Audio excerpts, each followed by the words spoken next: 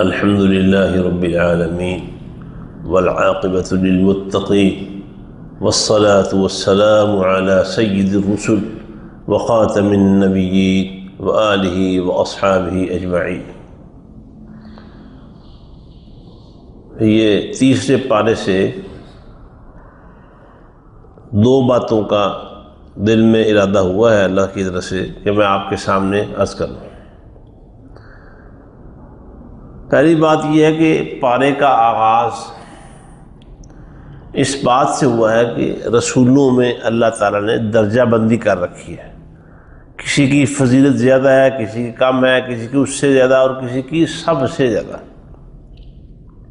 اور یہ اللہ تعالیٰ کا اصول ہے۔ جس طرح دیکھیں نا، عام طور پر مثال دیتے ہوئے لوگ کہتے ہیں کہ پانچوں انگلیاں برابر نہیں ہوتی، ایسے ہی بندے برابر نہیں ہوتے۔ ایک شخص کی اولاد، بیٹے بیٹیاں، کسی بھی لحاظ سے، کسی بھی پہلو سے وہ ایک جیسے نہیں ہوتے۔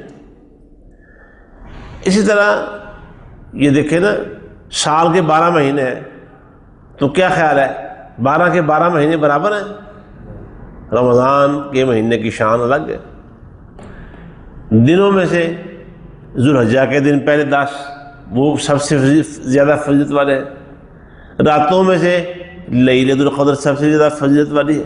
ایسے ہی آیتوں میں سے جو آیت الکرسی ہے یہ سب سے عظیم آیت ہے، اور حدیث مشہور ہے، سیدنا ابی بن کعب رضی اللہ تعالی عنہ سے نبی علیہ السلام نے پوچھا کہ اے ابی بن کعب، قرآن کی سب سے عظیم آیت بتاؤ۔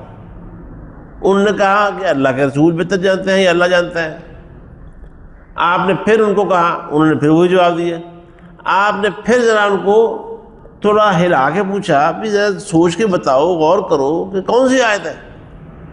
انہوں نے تیسری مرتبہ پوچھنے پر جواب دیا کہ اللہ کا رسول، میرا خیال ہے کہ آیت الکرسی ہو گئی۔ نبی علیہ السلام نے ان کی کمر تھپ تھپائی اور انہیں مبارکباد پیش کی کہ تمہیں تمہارا علم مبارک ہو، یعنی بالکل صحیح جواب دیا۔ یہ فرض نمازوں کے بعد پڑھنے کا ذکر حدیث میں آتا ہے، جو بندہ پڑھتا ہے اس کے اور جنت کے درمیان صرف موت حائل ہے۔ ادھر موت آئی، ادھر اس کے لیے جنت کا دروازہ کھل گیا، بشرطے کہ عقیدہ بھی اس کے مطابق ہو، ایمان اس کے مطابق ہو، عمل، رویہ، اخلاق، ہر چیز اس کے مطابق ہو۔ اسی طرح جس طرح سارا قرآن یہ شفا ہے نا، یہ سورت بھی شفا ہے، یہ والی آیت شفا ہے۔ روایات میں ذکر آتا ہے کہ ایک دفعہ ایک صحابی کسی علاقے میں پہنچے، انہیں بتایا گیا کہ ہمارے یہاں ایک مریض ہے، پاگل ہو گیا بیچارہ، وہ ہم نے اس کو باندھا ہوا ہے، آرام نہیں آ رہا، آپ اس کا کچھ علاج کر دیں۔ انہوں نے کہا کہ مریض لاؤ صبح مجھے دکھانا۔ جب صبح مریض لا کے دکھایا گیا تو وہ سنگلوں کے اندر جکڑا ہوا تھا۔ اس صحابی نے اسے صرف ایک دفعہ آیت الکرسی پڑھ کے دم کیا، وہ بالکل ٹھیک ہو گیا۔ اب ہم حیران ہوں گے کہ یار یہ کیسے ہوئے؟ بھئی ان کا عقیدہ بھی اس کے مطابق تھا، عمل بھی اس کے مطابق تھا، ان کے سارے معاملات اس صورت میں جو توحید بیان ہوئی ہے نا، وہ سارے کے سارے توحید کے مطابق تھے۔ اور پھر سب سے بڑھ کر بات یہ ہے، صحابہ کرام قرآن بہت پڑھتے تھے، ان کی روزیاں پاک تھیں، ان کی زبانیں پاک تھیں، ان کی آنکھیں پاک تھیں، ان کی نیتیں اور ارادے صاف ستھرے تھے۔ ان کے پڑھنے کا معاملہ تو جس طرح اللہ نے قرآن میں کہا ہے نا، نور علی نور، کہ وہ پاک ہی پاک تھے۔ قرآن اللہ کا کلام، یہ قرآن پاک ہے کیونکہ اللہ پاک ہے، تو صحابہ کرام کی زندگی بہت پاکیزہ تھی۔ اور پھر سب سے بڑھ کر وہ قرآن مجید کی تلاوت بہت زیادہ کیا کرتے تھے۔ ہمیں تو رمضان میں یاد آتا ہے کہ چلو پورا قرآن رمضان میں پڑھ لینا چاہیے۔ وہ اکثریت ان کی جو مطالعے میں آتا ہے، وہ ہفتے میں قرآن ختم کرنے والی تھی اکثریت، ایک ہفتے میں ایک قرآن، مہینے میں 4 قرآن، اور رمضان میں تو پھر ان کے تلاوت قرآن کے معمولات بہت زیادہ تھے. تو یہ سورہ بقرہ میں سے جو آیت الکرسی ہے یہ اس کی فضیلت ہے. دوسری بات جو میں عرض کرنا چاہتا ہوں وہ تیسرے پارے کے آخر میں ہے. باتیں تو ویسے بہت زیادہ ہیں، بیان کرنے بیٹھے اللہ توفیق دے تو بندہ پتہ نہیں گھنٹہ بول جائے یا 2 گھنٹے بول جائے، اللہ کو پتہ ہے. لیکن میں کہتا ہوں کہ ان تھوڑی باتوں پر ہی اللہ تعالی ہمیں عمل کی توفیق عطا فرمائے. وہ آخری رکوع میں ایک آیت میں اللہ نے بتایا کہ جتنے بھی انبیاء کرام اور رسول تشریف لائے ان سب سے اللہ سبحانہ و تعالیٰ نے اپنے آخری پیغمبر محمد صلی اللہ علیہ وسلم کے متعلق وعدہ لیا، عہد، پکا عہد لیا کہ بھئی تمہارے نبوت کے زمانے میں، رسالت کے زمانے میں اگر ایک رسول ہمارا آ جائے جو تمہاری شریعت کی، تمہارے اوپر جو کتاب اتاری ہے اس کی اور تمہاری تصدیق کرنے والا ہو، مصدق لما معکم. اللہ تعالیٰ نے علم کی جو دولت وحی کی صورت میں اور نبوت کی صورت میں، رسالت کی صورت میں جو امانت آپ کو دی ہے اس کی وہ تصدیق کرنے والا ہو تو تم نے کیا کرنا ہے؟ لَتُؤْمِنُنَّ بِهِ وَلَا تَنْصُرُنَّهُ.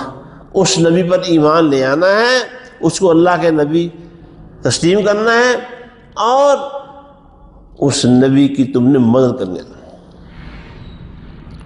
وَلَا تَنْصُرُنَّهُ، مدد کرنی ہے، تم نے ان کی پیروی کرنی ہے، ان کے پیروکار بن جانا ہے، ان کے فالوور بن جانا ہے.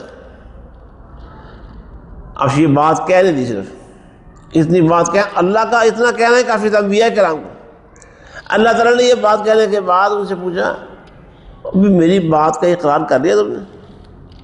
وَأَخَذْتُمْ عَلَىٰ ذَلِكُمْ مِصْرِي، اور میرا یہ مضبوط عہد پر تھام لیا ہے تم نے مضبوطی سے.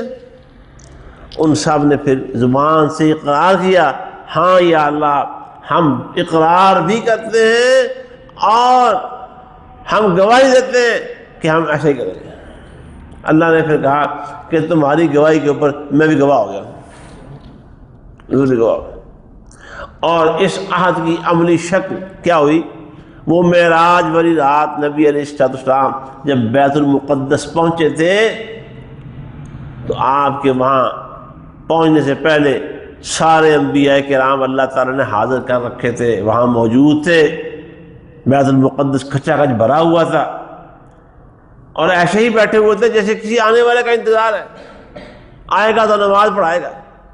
جب نبی علیہ السلام وہاں پہنچے تو جبریل امین علیہ السلام نے آپ کو بازو سے پکڑ کے مصلی امامت میں کھڑا کر دیا اور آپ نے سارے نبیوں اور رسولوں کو نماز پڑھائی. آپ رسول ہیں، تمام رسولوں کے سردار اور امام ہیں. اللہ تعالیٰ نے آپ کو جو کتاب قرآن مجید دی، یہ کتاب ان سب کتابوں پر مہیمن ہے، نگہبان ہے. اب جو باتیں ان کتابوں کی ہم تک پہنچے، اگر قرآن ان کی تصدیق کرے گا تو ہم مانے جائیں گے، اور اگر قرآن ان کا انکار کر دے، نفی کر دے، اس کا مطلب ہے وہ اللہ کی کتاب کی بات نہیں ہے، کیونکہ قرآن سابقہ کتابوں کی تصدیق کرنے والا ہے. اور اگر کوئی بات اس سے مختلف آ جائے اس کا مطلب ہے وہاں تحریف ہو چکی ہے. تو اللہ تعالیٰ ہمیں اس وجہ سے کہ نبی علیہ السلام وہ جو پہلی بات کہ رسولوں میں سے کئی افضل، کئی اس سے افضل اور کئی سب سے افضل، اور وہ ہے محمد رسول اللہ صلی اللہ علیہ وسلم. اللہ تعالیٰ ہمیں اس نعمت کا شکرانہ ادا کرنے کی توفیق عطا فرمائے، اس کی قدر کرنے کی توفیق عطا فرمائے، اور اس بنا پر نبی علیہ السلام سے سچی محبت کرنے والا بنائے، سچا پیروکار بنائے. وآخر دعوانا ان الحمد للہ رب العالمین.